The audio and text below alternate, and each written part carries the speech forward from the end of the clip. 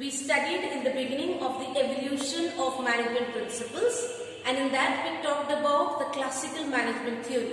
The classical management theory was propounded by three scientists: F.W. Taylor, who coined the term scientific management, Henry Fayol for administrative theory, and Max Weber for bureaucracy.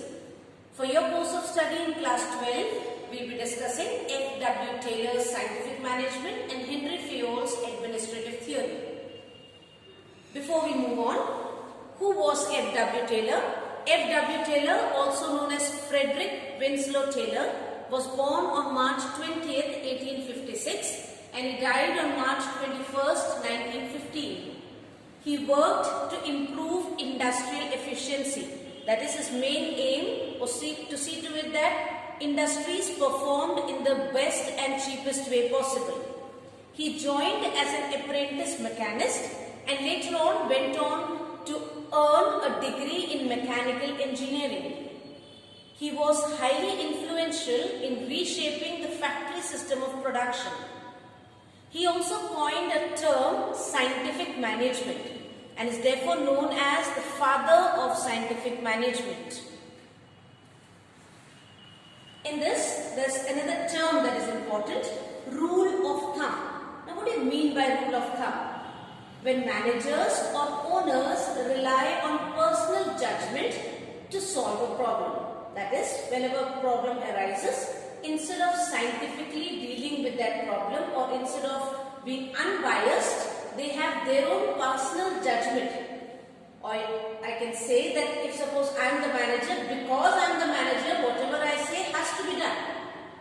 If I follow that particular rule, then it would be said that I am following rule of thumb. The next is scientific management. You have to study this definition in the exact manner.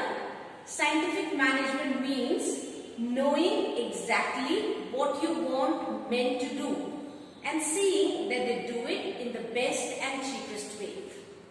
So knowing exactly what you want men to do means you as a manager should know, you should have an idea about what is the work that you want to, what you want the employees to do. And then you see that whatever work you have assigned to those employees, they do that particular work in the best and the cheapest way. Best and the cheapest way automatically is efficiency. Now we begin with the principles of scientific management propounded by F.W. Taylor. The first principle of scientific management is science, not rule of thumb. Taylor believed that there should be scientific inquiry in management. That is, the managers must take decisions based on science. He believed that there was only one best method to maximize efficiency. There may be different ways of doing work, but there would be only one best method. And this best method has to be concluded through analysis and study. So he proposed to investigate the traditional methods of doing work through work study, about which we will study later on, and then develop a standard method. A standard method is a method that can be used by all organizations.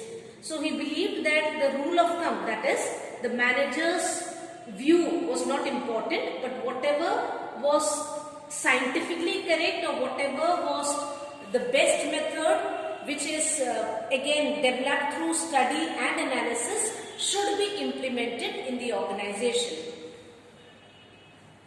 The second principle is harmony, not discord. Now we all know managers are a link between owners and workers, and therefore class conflict is bound to occur between managers and workers.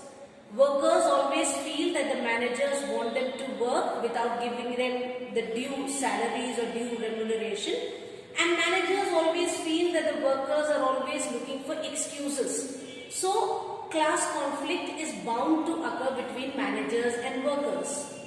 Taylor believed that there should be complete harmony between management and workers, and he further said that both of them should realize that they cannot work in conflict. They have to work together, only then the work would be done in the best way. He called for what is known as mental revolution.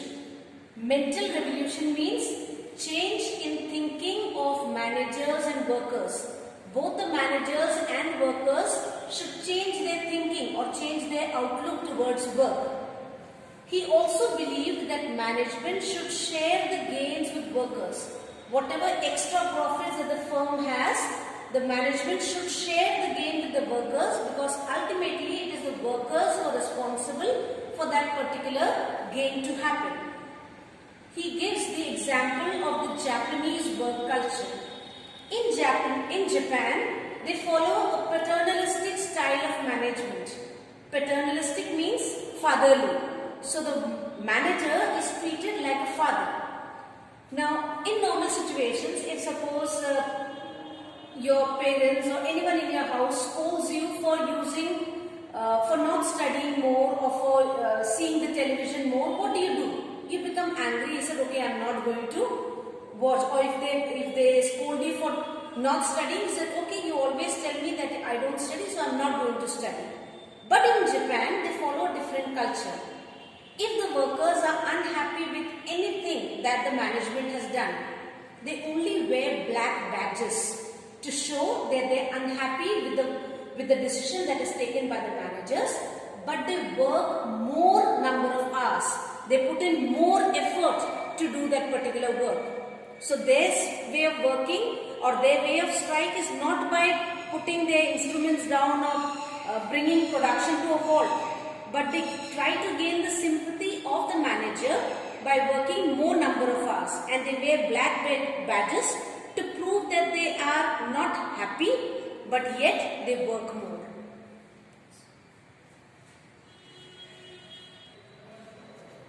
The third principle of scientific management, cooperation, not individualism. This principle is an extension of the principle of harmony, not discord. It states that there must be complete cooperation between labor and management. They must not compete with each other, rather they must cooperate with each other. Management must not close its ears to any constructive suggestion given by employees. And if such suggestions lead to reduction of cost, then these employees must be rewarded, because that reward is a motivation for the employee to give further suggestions in that manner. Taylor also believed that the workers should desist from going on strike and must not make unreasonable demands on the management. Taylor proposed an open communication system wherein the workers and managers can communicate openly with each other. He also suggested for an almost equal division of work and responsibility between workers and management. So they must all work together, cooperate. Individualism should not be there. I, me, myself is not there. We or a team spirit should be developed between the management and the workers. The fourth principle, development of each and every person to his or her greatest efficiency and prosperity. Taylor believed that for industrial efficiency, personal competencies of individuals is important. So he said that when an employee is selected, he must be scientifically selected. No recommendations, no personal feelings should be kept in mind when you are selecting an employee. An employee must be selected according to the capability of the employee. And thereafter, when you give work or when work is assigned, the work assigned should relate to or correlate to the physical, mental and intellectual capability of the selected employee. After this, training must also be given so that efficiency can improve. So Taylor believed that later on, trying to find out the best method was not the only way. Initially, when you are selecting employees, rule of thumb must not be done, but scientific selection of employees must be done. Work should be assigned according to capacity or capability of the individual. And further on, to improve efficiency, training must also be given to these scientifically selected employees. Now these are the 4 principles of scientific management. Science not rule of thumb, harmony not discord, cooperation not individualism, development of each and every person to his or her greatest efficiency and prosperity. All these principles are very important from the exam point of view. These lines which I have written mostly come in examinations as in the case study. These lines would be there. So these lines would help you to identify which particular principle of scientific management is being discussed. So please study these 4 principles thoroughly and also study in the exact way the definition of scientific management.